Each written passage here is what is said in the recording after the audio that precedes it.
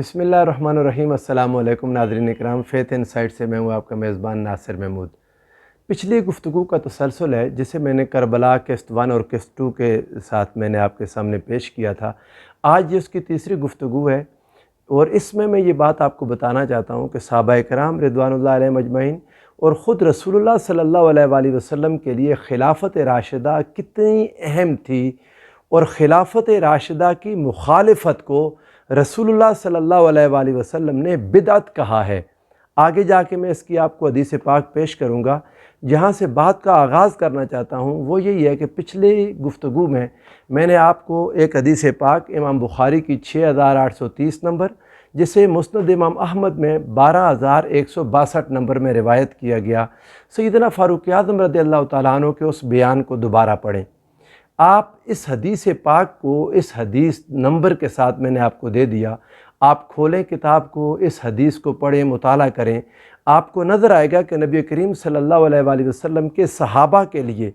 ख़ुद खुलफ़ाए राशिदीन के लिए, सैयदना फ़ारूक आज़म रज़ियल्लाहु ताला अन्हु के नज़दीक उनका मौक़िफ़ इस खिलाफत राशिदा के लिए कितना ज़्यादा अहम है और वो इसको कितनी ज़्यादा अहमियत देते हैं कि जब आपके सामने आकर किसी शख्स ने कहा कि जब हज़रत उमर फ़ौत होंगे, हज़रत अब्दुर्रहमान बिन अबू बकर ने उनको बताया कि कोई शख्स ये बात कर रहा है कि अब हज़रत उमर जब फ़ौत होंगे तो मैं फ़लाँ शख्स की बैत कर लूँगा, क्यों कि अबू बकर रज़ियल्लाहु ताला अन्हु की बैत भी फ़लततन हुई थी, बग़ैर सोचे समझे हो गई थी। तो यहाँ हदीस के अल्फाज हैं, फ़ग़ज़िब उमर हो, सैयदना फ़ारूक आज़म रज़ियल्लाहु ताला अन्हु इस बात पर गज़बनाक हो गए और आपने फरमाया इन्नी इंशाअल्लाहु लक़ाइमुन बिलअशिय्यति फ़िन्नास फ़मुहज़्ज़िरुहुम हाउलाइ अल्लज़ीना युरीदूना अन यहसिबूहुम उमूरहुम। आपने फरमाया मैं आज दोपहर के वक्त खड़ा होकर लोगों को इन लोगों से डराऊँगा, फ़मुहज़्ज़िरुहुम, लोगों को डराऊँगा इन लोगों से जो इनके अम्र खिलाफत को गस्ब करना चाहते हैं।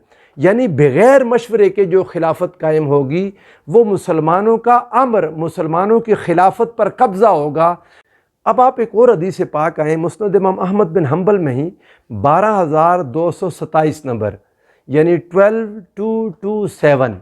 ये हदीस पाक है। आप इसको पढ़ें, आपको अंदाज़ा होगा कि सैयदना फ़ारूक आज़म रज़ियल्लाहु ताला अन्हु खिलाफत राशिदा को, मुशावरत के साथ कायम होने वाली हुकूमत को, या यूँ कह लें इस्लामिक डेमोक्रेसी को कितना पसंद करते हैं और वो मुसलमानों में इसको कितना इवॉल्व करना चाहते हैं। काश के मुसलमानों को ये दर्द जाग जाए, मुसलमानों में ये आग लग जाए कि हमने फिर मशवरे के साथ कायम होने वाली हुकूमतें कायम करनी। ये दुनिया की बादशाहतें, सारे अजाब इन बादशाहतों की वजह से हैं और जितना मुसलमान आज दुनिया में ज़िल्लत और रुसवाई का शिकार हो रहे हैं उसकी बुनियादी वजह यह है कि मुसलमानों में हुकूमतें मुसलमानों के मशवरे के बगैर हो रही हैं। इनफरादी हुकूमतें हैं, ज़ाती हुकूमतें हैं, ख़ानदानों की हुकूमतें हैं और उन्होंने कब्ज़ा कर लिया लोगों के दिमागों पर, लोगों की आरा पर, लोगों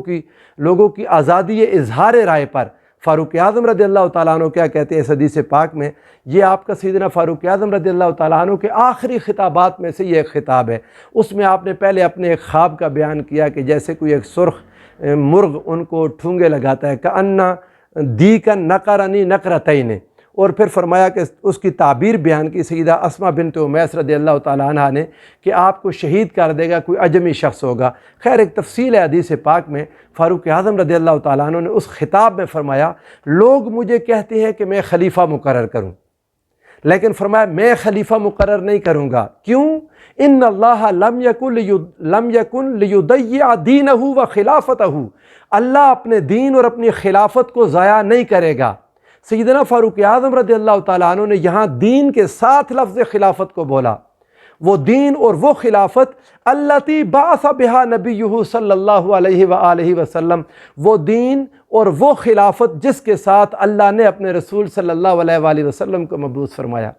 अब हम इस खिलाफत को, हुकूमत को सियासत कहने लग गए कि ये सियासत है, ये हुकूमत है, वो पता नहीं दुनियादारी है, क्या क्या लोग इसके बारे में लफ्ज़ बोलते हैं। अल्लाह के रसूल सल्लल्लाहु अलैहि वसल्लम ने ये खिलाफत कायम फरमाई और अपनी उम्मत को ये तर्ज़ हुकूमत अता किया। ये तर्ज़ हुकूमत उम्मत को बरकरार रखना चाहिए था, रसूलुल्लाह सल्लल्लाहु अलैहि वसल्लम की भी ख्वाहिश थी। इसी हदीस पाक में आगे जब सैयदना फ़ारूक आज़म रज़ियल्लाहु ताला अन्हु ने 6 لوگ ان کو مقرر کیا جن کے درمیان شورا ہوگی۔ اس کے بعد فرمایا انی اعلم ان اناسا سیطعنون فی ھذا الامر، میں جانتا ہوں کہ کچھ لوگ اس معاملے میں طعن کریں گے۔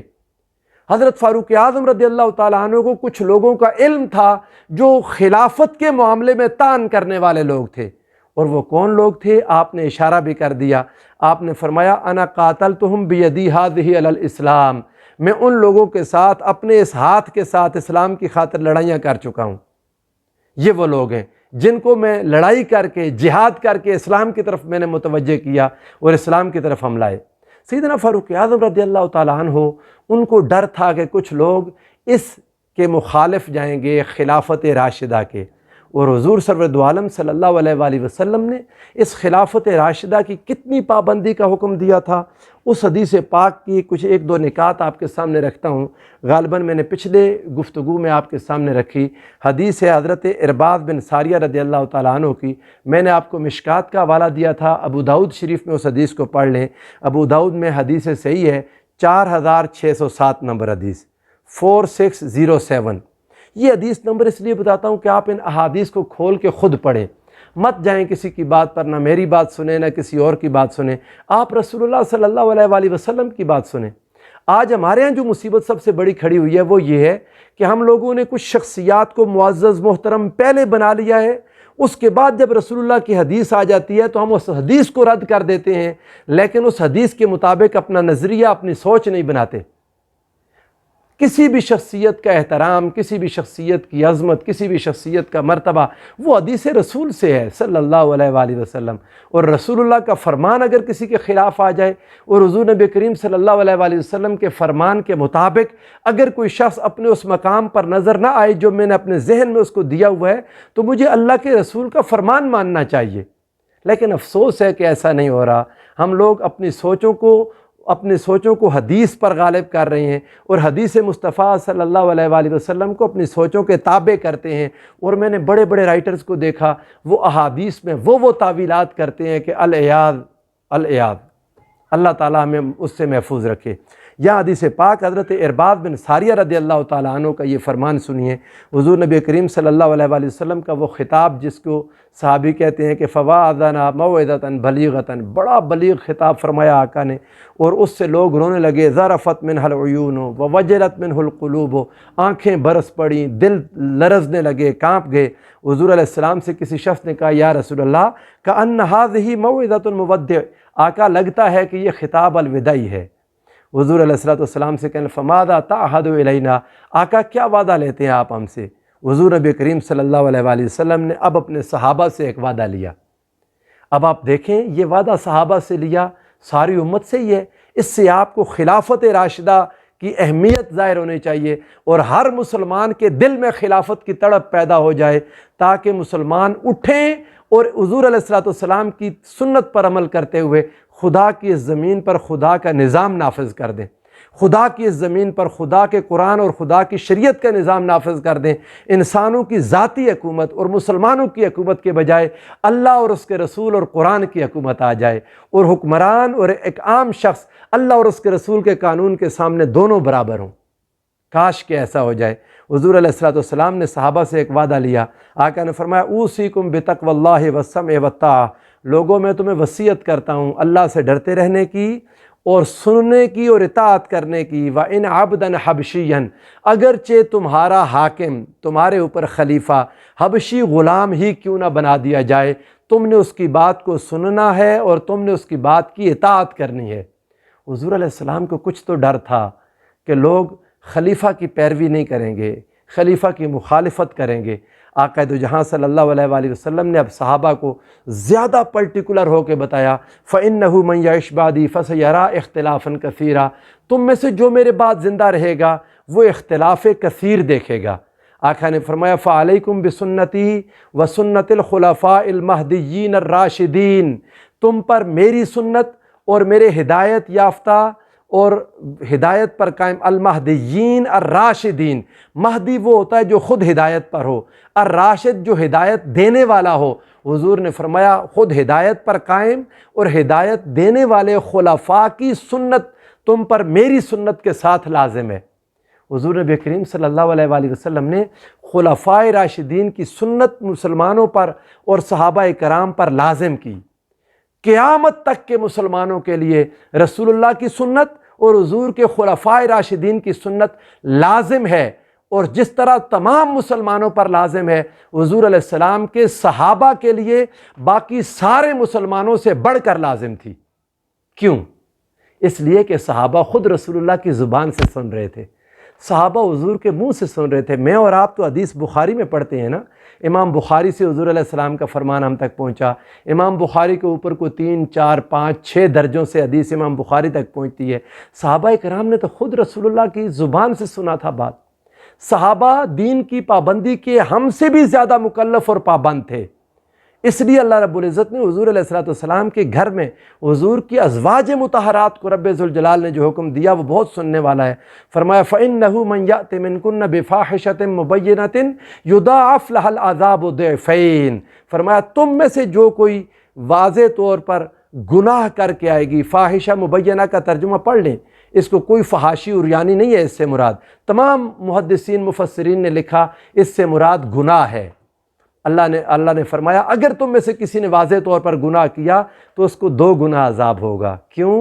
اس لیے کہ تم لوگ رسول اللہ کے ساتھ رہتے ہو، تم حضور کی ازواج ہو، حضور کے گھر میں رہتی ہو، تم حضور پر وحی اترتی دیکھتی ہو۔ ایسے ہی صحابہ کرام تھے، انہوں نے حضور علیہ السلام کے معجزات دیکھے تھے، حضور کا دیدار کیا تھا، حضور علیہ السلام کی مبارک زبان سے سنا تھا۔ باقی ساری امت سے زیادہ حضور کے فرمان کی پابندی ان پر تھی، ان کو پابندی کرنی تھی، اور ان کی ذمہ داری بھی زیادہ تھی اور ان سے سوال بھی زیادہ ہے۔ صحابہ کرام رضوان اللہ علیہ مجمعین نے ایسا ہی کیا، اور جو نہ کر سکا اللہ کے حضور جواب دہ بھی ہوگا، باوجود ہے کہ اس جماعت صحابہ کو رب ذوالجلال نے رضی اللہ عنہم ورضوا عنہ کہہ دیا، لیکن انفرادی طور پر کوئی شخص جو حضور کی سنت سے، حضور کے خلفائے راشدین کی سنت سے انحراف کرے گا، اللہ کے حضور جواب دہ ہوگا۔ کیوں؟ حدیث پاک کو پورا کریں۔ آقا نے فرمایا تمسکوا بہا، میری سنت اور میرے خلفائے راشدین کی سنت سے جڑے رہو، وعضوا علیہا بالنواجذ، اپنے دانتوں سے اس کو پکڑ لو۔ کتنی سختی کر رہے ہیں آقا علیہ السلام صحابہ کرام کے سامنے، اور فرمایا وَإِيَّاكُمْ وَمُحْدَثَاتِ الْأُمُورِ، اور میں تمہیں نئے نئے کاموں میں پڑھنے سے منع کرتا ہوں۔ اب یہ حدیث کا کانٹیکسٹ دیکھیں نا، اب اس حدیث پاک کو لوگوں نے، جو حضور علیہ السلام نے اپنی زندگی کے آخری دنوں میں خطاب فرمایا، صحابہ کو وصیت کی، صحابہ کو ڈرایا، ان کے دل کانپ گئے، تو اب کچھ لوگوں نے اٹھا کے اس حدیث پاک کو نماز کے بعد کے ذکر پر لگا دیا، اذان سے پہلے کے صلاۃ والسلام پر لگا دیا، جمعہ کے بعد کھڑے ہو کے صلاۃ والسلام اور مصطفیٰ جان رحمت پہ لاکھوں سلام اس پہ لگا دیا۔ لوگوں یہ سارے مستحبات ہیں، یہ مستحب چیزیں ہیں۔ حضور علیہ السلام جس چیز کو محدثات الامور کہہ رہے تھے وہ نماز کے بعد کا ذکر نہیں ہے، وہ کوئی اذان سے پہلے کا صلاۃ والسلام نہیں ہے، وہ انگوٹھے چومنا نہیں ہے۔ حضور علیہ السلام جس چیز کو نئی چیز کہہ رہے تھے وہ رسول اللہ اور حضور کے خلفائے راشدین کی مخالفت تھی۔ حضور کے خلفاء کی مخالفت میں جو نیا کام شروع کیا جائے، آقا نے فرمایا وَإِيَّاكُمْ وَمُحْدَثَاتِ الْأُمُورِ، میں ان نئے کاموں سے تمہیں منع کرتا ہوں، میرے خلفاء کے ساتھ جڑے رہنا۔ کیوں؟ فَإِنَّ كُلَّ مُحْدَثَةٍ بِدْعَةٌ، ہر وہ نیا کام جو خلفائے راشدین کی مخالفت میں ہوگا وہ بدعت ہے، وَكُلُّ بِدْعَةٍ ضَلَالَةٌ، اور ہر بدعت گمراہی ہے۔ یہ حضور علیہ السلام نے بدعت اس بادشاہت کو کہا تھا جو خلافت راشدہ کو مٹا کے آئے گی، جو خلافت راشدہ کے مقابلے میں آئے گی۔ اور یہی وجہ ہے، آپ پڑھیں حدیث سفینہ، حضرت سفینہ رضی اللہ تعالیٰ عنہ کی یہ حدیث پاک، اس کو میں آپ کو ریفر کروں گا۔ امام ابو داؤد کی حدیث پاک، حدیث نمبر 4646، 4646، امام ترمذی کی حدیث 2226، 2226، اور مسند امام احمد بن حنبل کی حدیث 12039، 12039 نمبر حدیث۔ آپ جب ان کو پڑھیں گے تو ابو داؤد کی حدیث میں ہے کہ راوی کہتے ہیں کہ بنو زرقا، بنو امیہ جھوٹ بولتے ہیں کہ وہ خلیفہ ہیں، اور یہ الفاظ اور یہ کہ حضرت علی کو وہ خلیفہ نہیں مانتے، یہ جھوٹ ہے۔ سیدنا علی خلیفہ ہیں، حضرت سفینہ نے گنتی کر کے بتا دیے، اتنے سال اتنے سال اتنے سال اتنے سال، جو میں نے پچھلی گفتگو میں آپ کے سامنے کر بھی دیا۔ اور یہاں پر امام ترمذی نے حدیث میں لائے اس حدیث پاک میں، جو حدیث پاک 2226 نمبر ہے، کہ بنو امیہ جھوٹ بولتے ہیں کہ وہ خلفاء ہیں۔ وہ خلفاء نہیں ہیں، بل ہم ملوکن، وہ بادشاہ ہیں، شر الملوک، بدترین بادشاہ۔ کسی ایک محدث نے، کسی ایک فقیہ نے حضرت معاویہ کی حکومت کو آج تک خلافت راشدہ میں شامل نہیں کیا، نہ انشاءاللہ کوئی قیامت تک کر سکتا ہے۔ کرتے رہے وہ سیاست معاویہ زندہ باد، جس سیاست سے خلافت راشدہ ختم ہو گئی، جس سیاست سے رسول اللہ کی قائم کردہ خلافت، دعا کریں اللہ تعالیٰ انہیں اس پر رحم فرما دے، بچ جائیں وہ، بجائے اس کے کہ آپ اس سیاست کو زندہ کریں جو خلافت راشدہ کو زندہ کر دے۔ وہ سیاست جس سے مصطفیٰ کریم کی خلافت راشدہ، خلافت علی منہاج النبوہ آ جائے، جس کی خاطر امام حسن اور امام حسین نے قربانی دی، اور جس کی خاطر مولا کائنات مولا علی المرتضیٰ لڑتے لڑتے شہید ہو گئے۔ افسوس کی بات ہے، عجیب و غریب، امت میں دو بڑے گروہ بنے، ایک اہل تشیع، ان کو خلافت کے ساتھ کسی قسم کی کوئی ہمدردی نہیں، حالانکہ ان کے پہلے امام، ان کے دوسرے امام، ان کے تیسرے امام اسی خلافت کی خاطر قربانی دے کے دنیا سے گئے ہیں۔ مولا کائنات بھی خلافت کو بچاتے ہوئے شہید ہوئے، امام حسن مجتبیٰ بھی خلافت کی خاطر شہید ہوئے، امام حسین بھی خلافت کو بچاتے ہوئے شہید ہوئے، اور آج اہل تشیع کو اس سے محبت ہی نہیں، اس خلافت راشدہ سے۔ اور جو اہل سنت اپنے آپ کو خلفائے راشدین کے اتباع میں کہتے ہیں، انہیں پرواہ ہی نہیں، حضور کی خلافت ختم ہو گئی، جس نے ختم کی وہ بھی زندہ باد، اور ختم کرنے والے کو بھی ثواب ملے گا، اور خلافت ختم ہونے پر بھی خوش ہیں، بلکہ اس دن کو، جس دن خلافت ختم ہوئی اور صلح ہوئی امام حسن مجتبیٰ اور معاویہ کے درمیان، اس دن کو انہوں نے پورا وہ عام الجماعہ بنا لیا، اجتماع کا سال، خوش ہو گئے۔ ایک بھائی نے اپنا حصہ چھوڑ دیا، دو بھائی لڑ رہے تھے، ایک کا حق تھا، دوسرا ناحق لڑ رہا تھا، جس کا حق تھا اس نے اپنا حق چھوڑ دیا اور لوگ خوش ہو گئے۔ آئیں اس طرف، اللہ کرے حضور کی امت کو جاگ آئے کہ ہم نے حضور کی خلافت راشدہ کو بحال کرنا ہے، ہم نے حضور کی اس حکومت کو بحال کرنا ہے جس کی خاطر خود رسول اللہ نے قربانیاں دیں، جس کی خاطر ابو بکر و عمر عثمان و علی نے قربانیاں دیں، جس کی خاطر امام حسن و حسین نے قربانی دی، جس کی خاطر میرے حسین نے کربلا سجا دیا، جس کو بچانے کے لیے میرے امام حسین نے اپنے علی اصغر علی اکبر کا خون بہا دیا اور پھر اپنا سر نیزے پہ چڑھا دیا۔ حضور سرورد عالم صلی اللہ علیہ وآلہ وسلم کی اس حدیث کو سنیں، ابو داؤد کی میں نے آپ کو بتایا 46، ترمذی کی 22 اور 26، یہ حدیث پڑھ لیں، اور مسند امام احمد بن حنبل کی حدیث کا کوئی تھوڑا سا ٹیکسٹ پڑھ کے میں اس مضمون کو آج یہاں مکمل کرتا ہوں۔ آئندہ سال محرم الحرام میں انشاءاللہ العزیز اس کی آگے چوتھی، پانچویں، چھٹی قسط جتنا اللہ کو منظور ہوا میں آپ کے سامنے بیان کر دوں گا۔